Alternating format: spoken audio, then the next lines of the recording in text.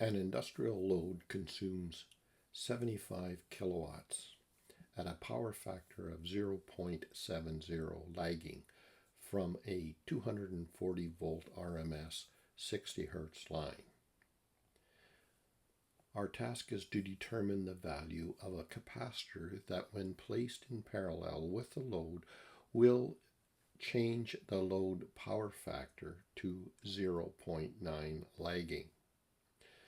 The old power factor angle can be found by finding the inverse of the cosine of 0.70. Theta old equals the inverse cos of 0.7, which works out to 45.57 degrees. Relating this to the power triangle, real power to the load.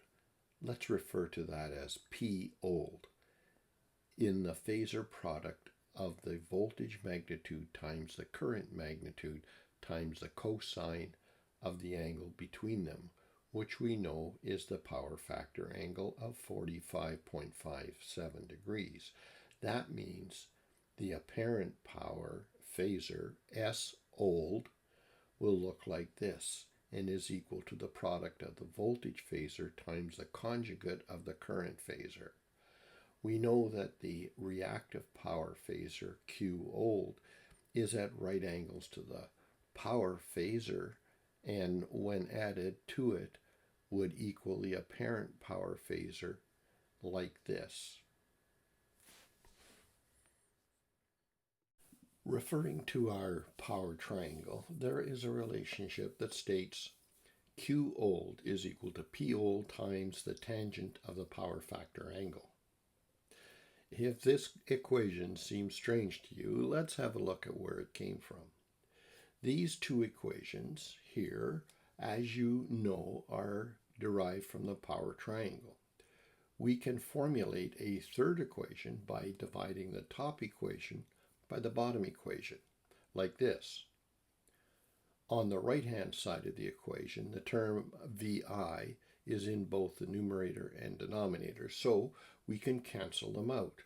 And multiplying both sides of the equation by P old, notice that the right side of the equation has a sine over cosine of the same angle, which is, in trigonometry terms, equal to the tangent of the same angle. And that's where we derive the equation Q old is equal to P old times tan old. Carrying on, we can plug in the actual values and get 75,000 times tan 45.57 degrees, which equals 76.52 kVAR. Hence, we now have a value for the old apparent power S old, which I have expressed in both rectangular and polar notation. S old is equal to 75 kilowatts plus J 76.51 kVAR, or 107.14 at an angle of 45.57 degrees kVA. The new power factor angle which we wish to achieve is given by this equation. Theta nu is equal to the inverse of the cosine of the new power factor. Plugging in the actual value for the new power factor, 0.9, gives us 25.84 degrees, which provides us with a new phasor for apparent power, S nu. Then, referring to our derived trigonometric equation, Q nu is equal to P old times the tangent of theta nu. We now know that what P old and the new power factor angle are, so we can use those in the calculation. 75,000 times tangent 25.84 degrees. That gives us 36.32 kVAR. its phasor will look like this, and when added to the old power phasor gives us S nu, which we have already plotted.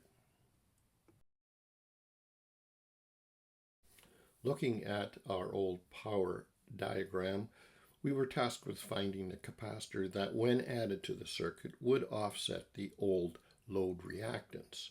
Q old, that was 76.52 kVAR, to 36.32 kVAR. Q new, that capacitive reactance on our power diagram, would look like this. The vector equation for that would be Q new is equal to Q old plus QC. We can rewrite the equation in terms of the capacitor reactance, which is the only unknown, and the equation becomes QC is equal to Q new minus Q old. Plugging in our known quantities, 36.32 minus 76.52, gives us minus 40.191 kVAR.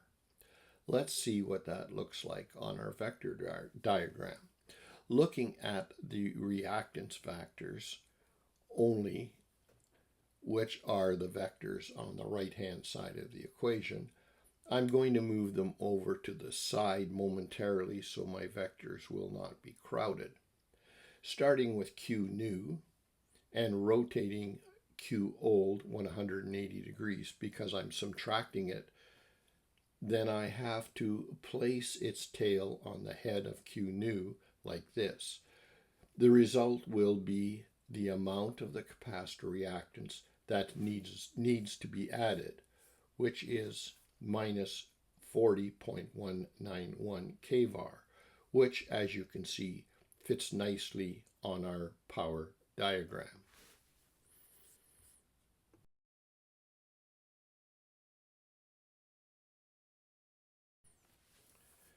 In complex power terms, the reactive power QC is given by multiplying the voltage across the reactance of the capacitor times the conjugate of the current through the capacitor, or VC times IC conjugate.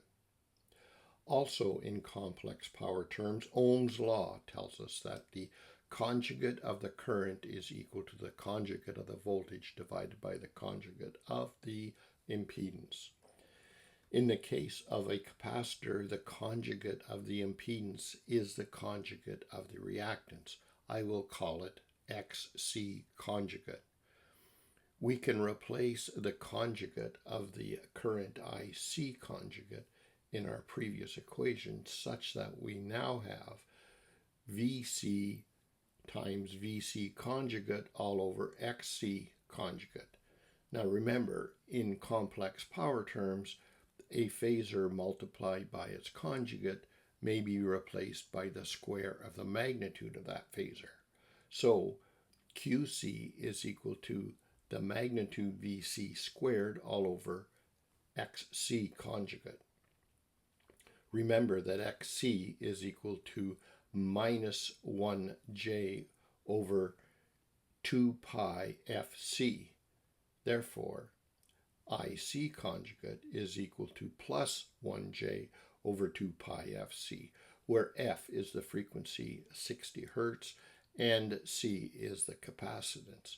We can now replace C conjugate with J all over 2 pi FC, which will put J in the denominator and 2 pi FC in the numerator of our equation for the reactance of the capacitor.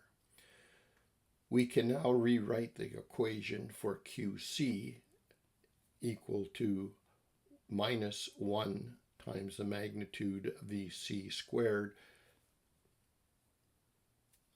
times pi times FC. So you will notice that J in the denominator now becomes J in minus J in the numerator. That's a little identity that comes from multiplying the fraction 1 over J times J all over J. Now J over J is just equal to 1. So essentially, we're just multiplying by 1. This is all equal to j all over j times j. And j times j is equal to minus 1. So that makes 1 over j equal to minus j.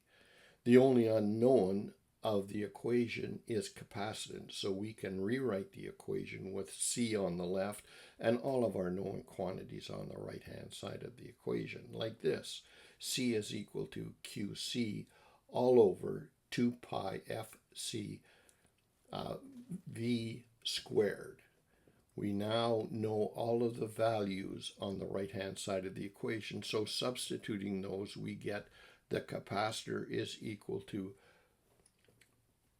40,191 all over 377 times 240 squared, or 1,850.8 microfarads. And our task is now finished.